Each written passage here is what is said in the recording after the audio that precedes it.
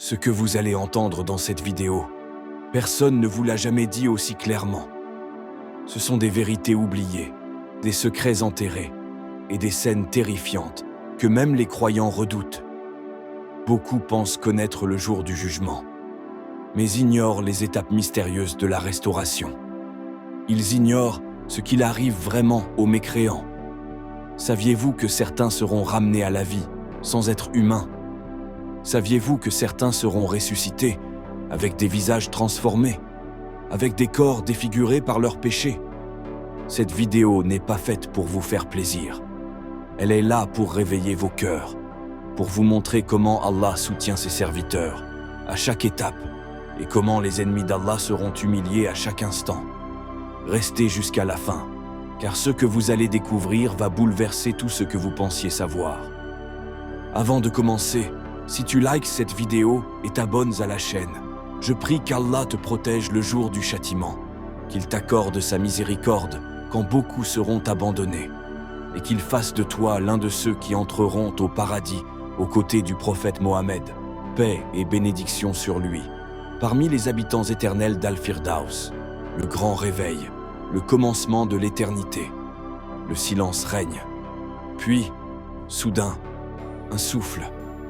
Israfil souffle dans la trompe, et les morts se lèvent, les tombes éclatent, les os se reforment, les âmes reviennent, les humains jaillissent de la terre comme des vagues. Certains sortent comme des lumières, le visage rayonnant, paisible, le cœur plein d'espoir. Mais d'autres sortent comme des bêtes, le visage noir, la langue pendue, le corps difforme. Ils n'ont plus la forme d'humain. Certains ont la tête d'un chien, calbe, le regard sauvage. D'autres rampent sur le ventre comme des serpents. Les hypocrites ont la langue arrachée, traînée derrière eux. Les orgueilleux sont miniatures, écrasés par les anges. Ils sont tous là, des milliards, riches et pauvres, prophètes et rois, esclaves et enfants. Et une voix crie: vous avez dormi toute votre vie, et aujourd'hui, c'est le réveil. Mais avant même d'être jugés, ils doivent traverser un pont, fin comme un cheveu, tranchant comme une épée, plus noir que la nuit, suspendu au-dessus de l'enfer. C'est As-Sirah. Sous lui, Jahannam hurle. Les flammes montent, prêtes à avaler ceux qui tomberont, et tous doivent passer, sans exception. Les pieux passent comme un éclair, d'autres comme un vent, d'autres marchent, tombent, se relèvent, et certains chutent dans l'abîme, sans retour. Le prophète Muhammad, paix et salut sur lui, a dit: il y aura des crochets qui saisiront les gens selon leurs actions. Tu vois des gens tomber, tu entends des cris, les flammes s'élèvent, et les anges attendent, stoïques, car ce jour-là, il n'y a pas de retour. Il n'y a aucun d'entre vous qui ne passera pas sur l'enfer. C'est là une décision irrévocable de ton Seigneur.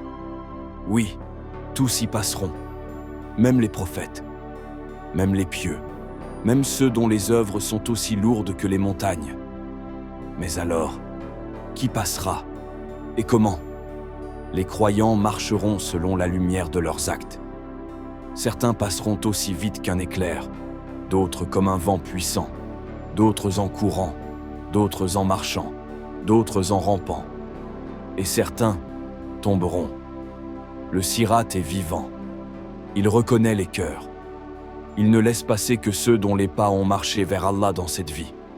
Ceux qui ont franchi le pont arrivent, épuisés, tremblants, en sueur, mais vivants. Ils arrivent sur une terre plate, blanche, sans ombre, sans arbres, sans collines. La terre du rassemblement, Ard al-Mashar. Et là, le soleil est descendu, proche, brûlant, écrasant, et chacun est plongé dans sa propre sueur. Certains jusqu'aux chevilles, d'autres jusqu'aux genoux, certains jusqu'à la gorge, et d'autres complètement noyés. Pas un souffle d'air, pas un endroit où fuir, pas un mur pour s'appuyer, et pas encore de jugement. Les gens sont assoiffés, terriblement assoiffés. Le soleil est proche, très proche. Il n'y a plus d'ombre. La sueur coule, les langues sont sèches, les gorges brûlent. Chacun cherche une goutte, juste une. Et là, un appel, un espoir, une lumière, un bassin, un fleuve. Une eau plus blanche que le lait, plus parfumée que le musc, plus douce que le miel, fraîche, pure, apaisante. C'est le Kawthar, le cadeau qu'Allah a donné à son prophète bien-aimé, Muhammad, paix et salut sur lui. Nous t'avons certes accordé le Kawthar, Coran 108, 1. Une source du paradis, dont les canaux descendent jusqu'à ce bassin, préparé spécialement pour la communauté du prophète, Saous. Et qui est là, près de ce bassin? C'est lui, le prophète Muhammad, Saous, debout, les yeux remplis d'amour, reconnaissant chaque membre de sa Ummah. Quelle scène bouleversante! Toi, oui toi, qui as jeûné pour Allah, qui as pleuré de nuit, qui as prié quand tout le monde dormait. Tu t'approches, et le prophète te regarde, et il dit « Ummati, Ummati, ma communauté, ma communauté !» Une seule gorgée, juste une, mais elle est éternelle. Tu ne connaîtras plus jamais la soif, jamais. Mais, et si tu es repoussé? Et si les anges disent « Tu ne sais pas ce qu'ils ont fait après toi » As-tu protégé ta foi? As-tu suivi sa voie? As-tu été fidèle à son message? Ou as-tu trahi l'amour qu'il avait pour toi? Le Kawthar n'est pas pour ceux qui ont délaissé la Sunna, ceux qui ont remplacé la vérité par les passions, ceux qui ont sali son message.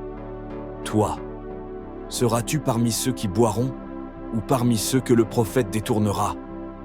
Le ciel est silencieux, les anges ont pris place, les humains sont debout, figés, leurs regards sont baissés.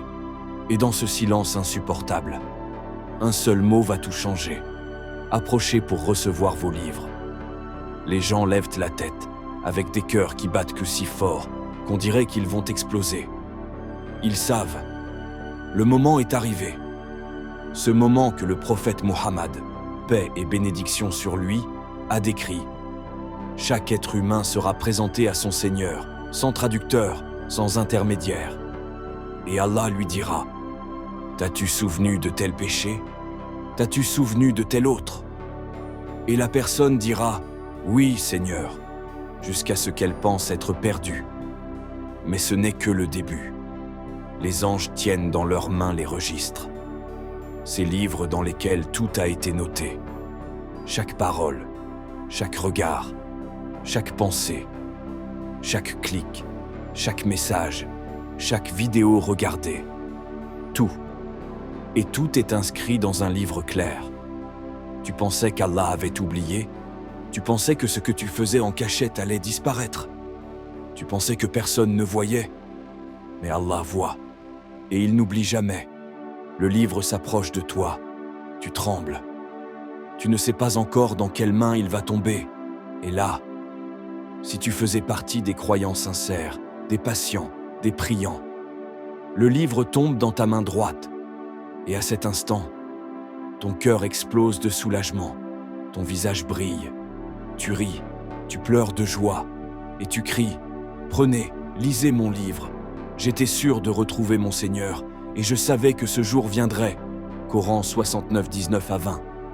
C'est un moment de triomphe, un moment de bonheur pur, un instant que rien au monde ne peut égaler.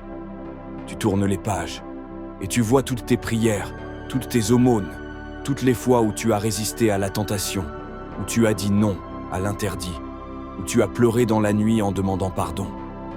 Tu vois tout cela, écrit, récompensé, honoré, et tu remercies Allah, car ce n'est pas par tes œuvres que tu as été sauvé, mais par sa miséricorde.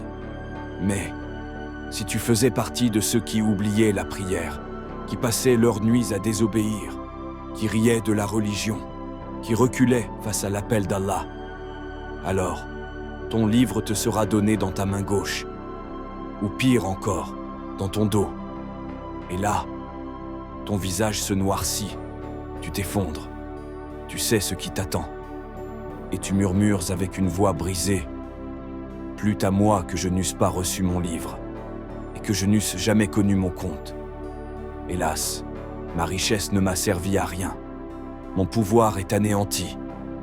Plus de retour en arrière, plus de rattrapage. Ce que tu as semé, tu vas le récolter. Et devant des milliards de personnes, tes actes seront exposés. Tes péchés cachés seront montrés. Ce que tu faisais dans le noir sera projeté à la lumière. Ta langue dira « Je n'ai rien dit », mais elle sera réduite au silence. Tes mains parleront, tes pieds témoigneront. Ta peau dira « Oui, il l'a fait ».